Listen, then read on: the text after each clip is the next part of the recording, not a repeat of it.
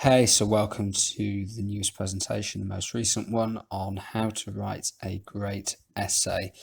Essay writing is something that everybody is going to have to do at some point or other in their life. And so for me, I thought it made total sense to do another presentation on essay writing.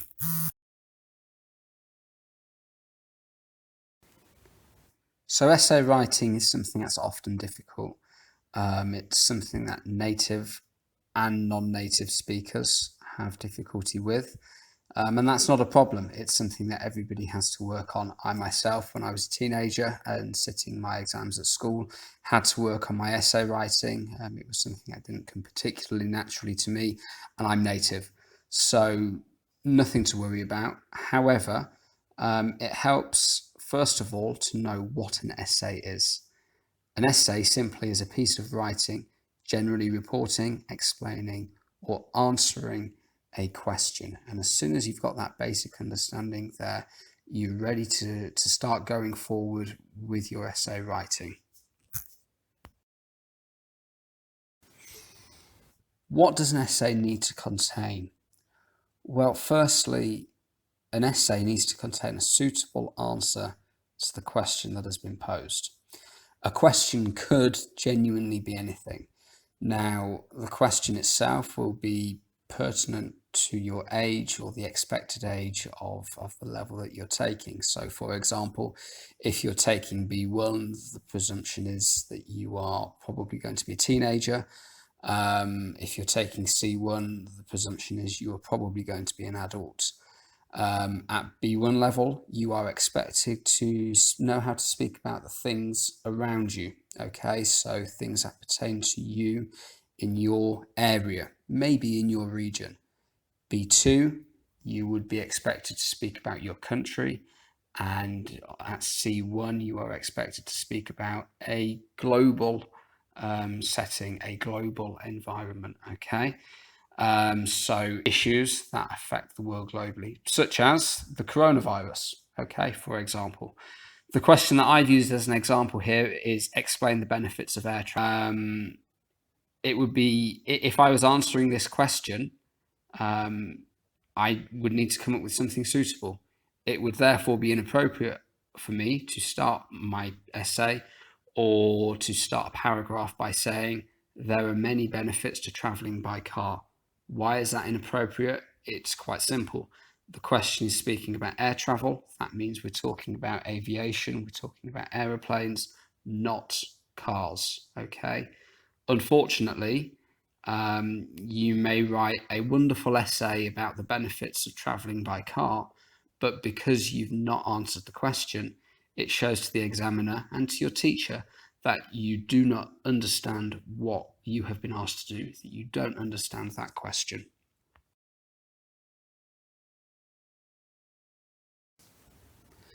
Secondly, an essay needs to contain paragraphs, okay?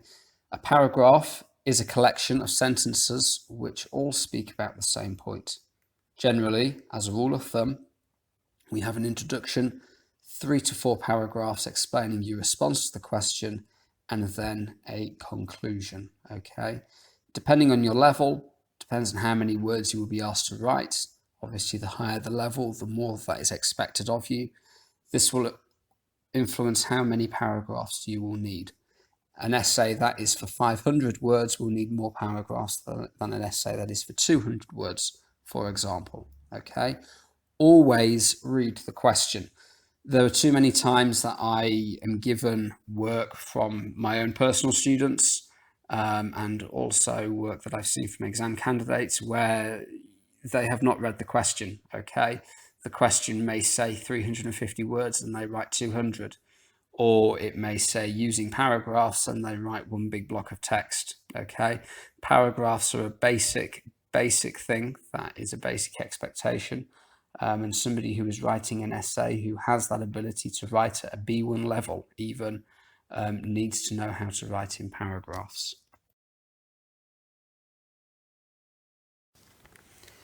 I cannot emphasize how important good punctuation is, okay? Good punctuation is critical to having a good essay. Okay. Why do I say that? Well, depending on how something is organized in a sentence depends on its actual meaning. Okay. The location of something in a sentence can change the whole dynamic of that phrase. Okay. Basic punctuation, capital letters, full stops, commas. Okay. Now, commas can be and are just a little bit more tricky to use. And so simply we use them to have a small break, a small pause in the sentence. Generally, a comma would divide a main clause and a subclause. However, it can also be used to break up two main clauses, and it can also be used to separate a main clause from a fronted adverbial or a time connective.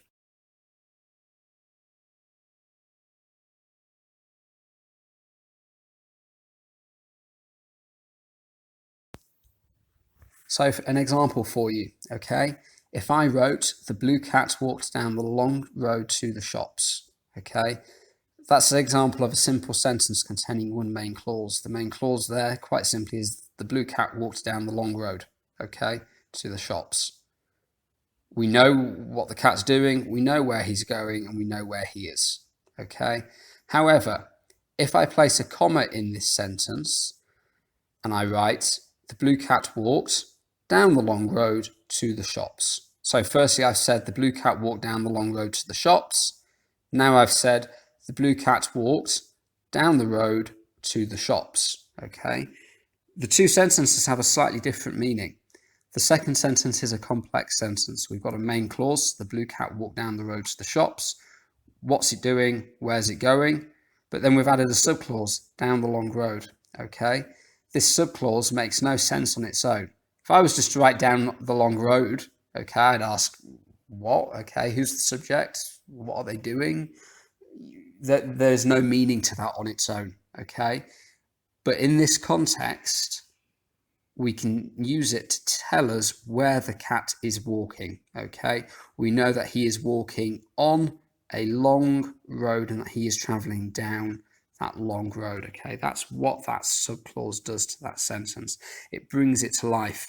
And by using and even speaking in complex sentences, it shows the examiner, it shows your teacher that you have a more native level understanding of English.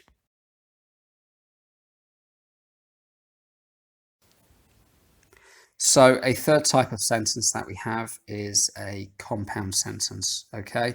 A compound sentence is really simple. These sentences contain two or more main clauses joined together by a connective, or also known as a conjunction.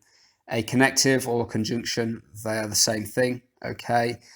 So just depending on how you've been taught, depends on which word you will use, but they are the same thing, okay? An example of a connective is and, but, or, however, wherefore, okay?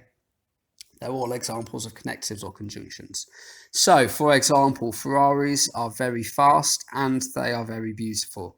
That's an example of a compound sentence, okay?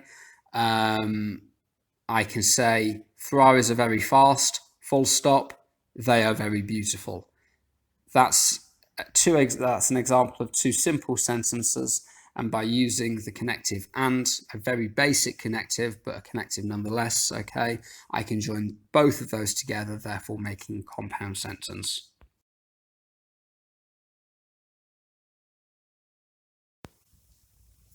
So capital letters and full stops. I cannot stress enough just how important these capital letters and full stops are. If you don't have capital letters and full stops in your work, it shows that you really don't know how to write. And I know that's a very blunt thing of me to say, but they are such basic things. It's essential that you use them in the correct places, okay? So a capital letter goes at the start of a sentence. We use them for names of people, objects, and places. Full stops always go at the end of a sentence. This indicates that we have finished our phrase.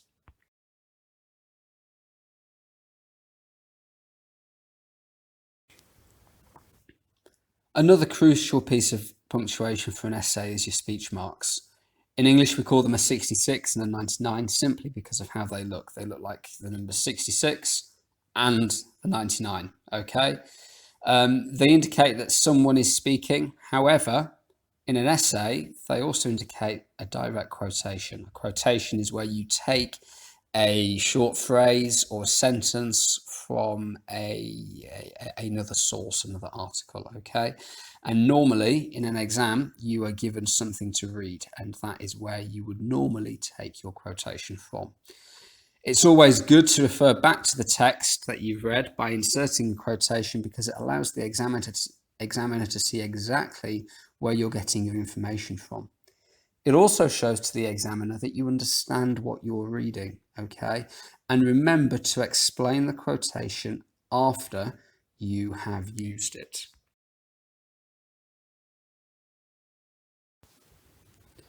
So for an example, okay, if we use the question from before, the question was explain the benefits of air travel, I could write something like the following.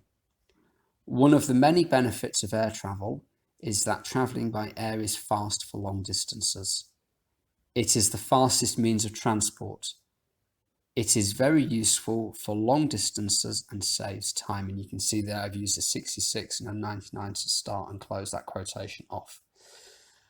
From the use of a superlative, in this instance fastest, we can see that there is no other form of transport which is faster than air travel. From the second sentence, we gain an understanding that air travel is most effective when used to travel long distances, and that time can be saved through air travel. In a world where time is hard to come by, any time saved must be a good thing. Okay, that's a very basic sentence there, which I could, if I was writing, for a proper essay, I would have written that slightly better than I have done. I've used, and I'm saying this because it's good for you to see what can be improved, okay? And I've deliberately left it like this because it means that I can go back now and I can turn around and I can say, well, actually, I could use a different word there than air travel, repeating that twice. I've used the word time in quick succession, okay? And these are all things that you yourself need to be thinking about when you're rereading work, okay? But going back to the explanation there, I've got a point, I've got a quotation, and then I've got an explanation of that quotation.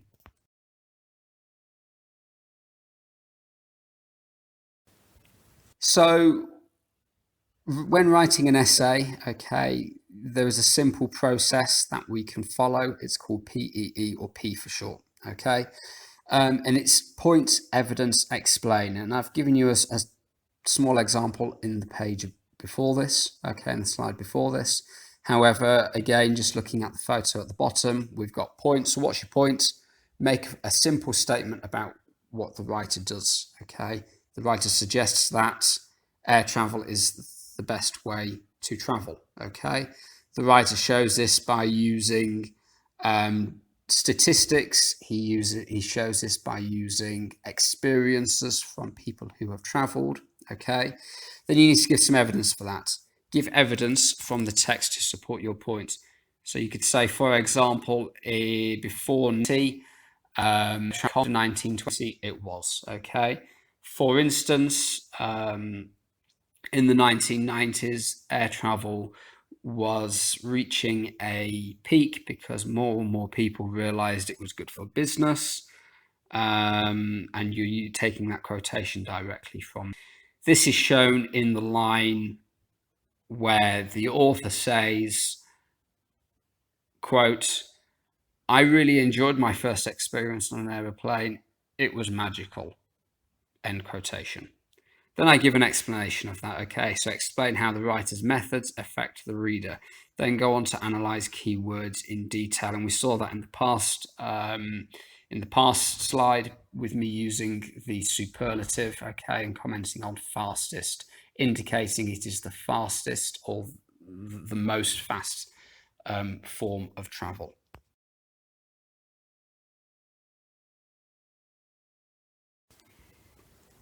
So a few general pointers for you, okay? When copying a quotation, copy accurately. There is nothing worse for me, and I know other examiners that agree with me, okay, and teachers that agree with me. There is nothing worse than seeing a sentence from an exam text copied incorrectly with spelling mistakes or missing punctuation. Remember, when you're writing an introduction, use it to speak about what you are going to do. Often an examiner will be able to gain an idea of how good the overall essay is by just reading the introduction. First impressions count.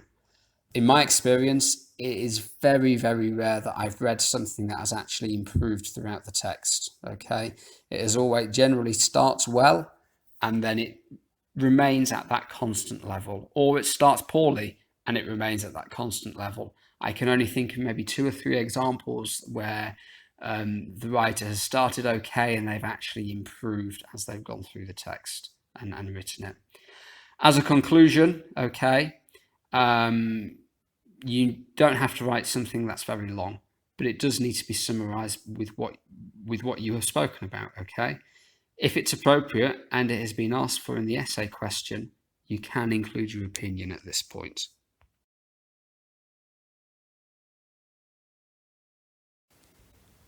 And finally, this is something I teach to all of my students, okay? And it's critical, it's useful for any type, whether it's an essay, report, review, or a story, or whatever it is, okay, is to KISS. So KISS stands for KISS, or keep it simple, stupid. So don't do something, don't overcomplicate yourself. Follow the steps in this essay and you will do absolutely fine.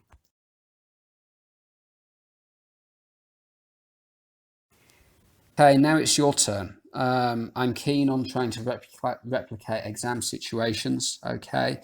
And so we're going to use the question of before, explain the benefits of air travel. We're going to write 350 words commenting about this. Please include one quotation from an article of your choice. You can use that on the internet, okay? And just search for something. And you have 30 minutes to complete that, okay? Why 30 minutes? Well, 30 minutes gives you enough time to write something and then to check it over, okay? Depending on the exam board that you work with, okay, 30 minutes would be plenty of time for you to do this in a real life situation. So now please use the next 30 minutes to answer that question.